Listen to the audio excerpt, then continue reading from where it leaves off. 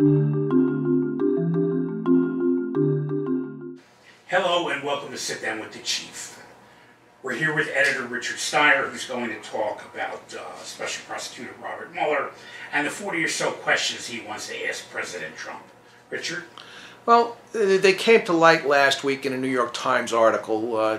The president immediately accused Mueller's camp of leaking stuff, except that Mueller has tended to run a pretty tight ship, and there was no reason to suspect that they would be the leakers there. There has been some feeling that it might have been some of the president's own lawyers looking to get this stuff out, figuring once it got enough publicity, the president would realize what a buzzsaw he might be walking into if he agreed to go in and do an interview.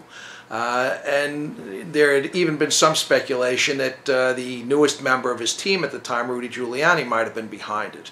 But whatever the case, the questions seem to go in directions that suggest that some of the people who have already been indicted, a couple of whom are already cooperating, may have been steering the special counsel and his investigators towards certain areas that the president would rather not talk about. That a good number of the questions dealt with three individuals, one of them being General Flynn, Michael Flynn, who had been briefly the national security advisor and ultimately was forced to step down very early in the administration and is under indictment.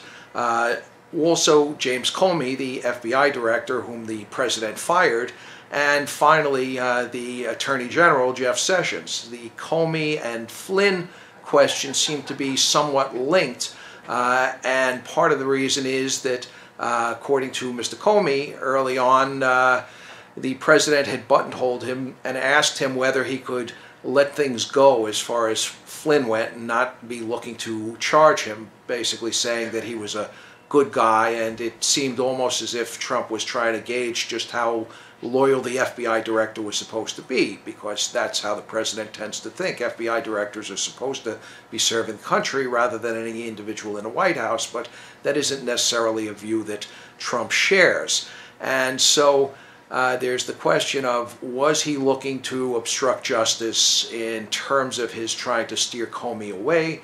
There's also the question of the circumstances under which he fired Comey, that initially Rod Rosenstein, the Deputy Attorney General, had put together a scenario under which you could justify it because of ways that he argued that Comey had mishandled the public announcements regarding Hillary Clinton and her emails. And that would have made sense. There was logic to what he was saying, which was that Comey took over a job that was rightfully the Attorney General's and was trying to act as judge and jury, except for the fact that Trump is not known for looking to punish people for doing things that were in his best interest, which the two situations, particularly the second one regarding Hillary's emails, most definitely were.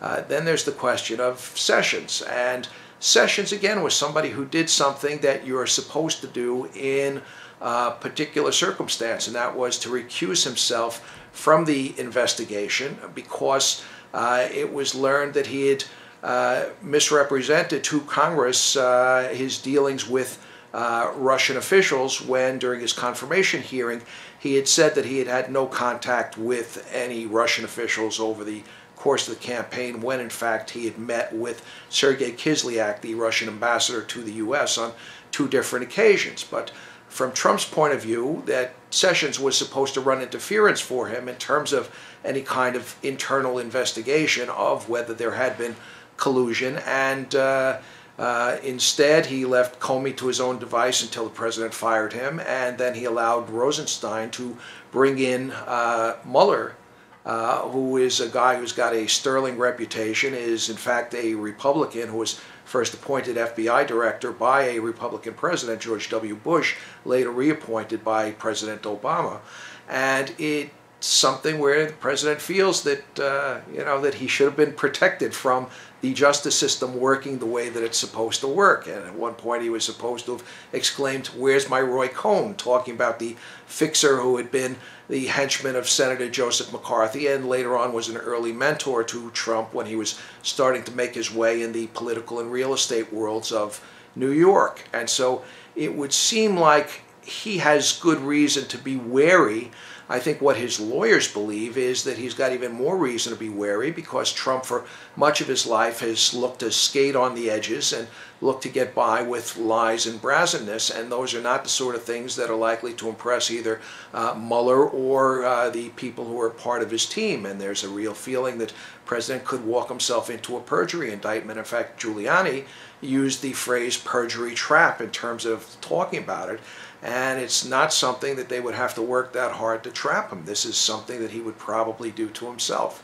And so that amid all the hubbub last week dealing with the question of Stormy Daniels and Michael Cohen and who paid what and what the president knew in terms of the payment, you have the feeling that that's a little bit of misdirection, that there was an awful lot of fuss, but it seemed like it might have been designed to obscure the thing that really has to have him worried, which is what's going to happen when Mueller finally comes forth with his conclusions.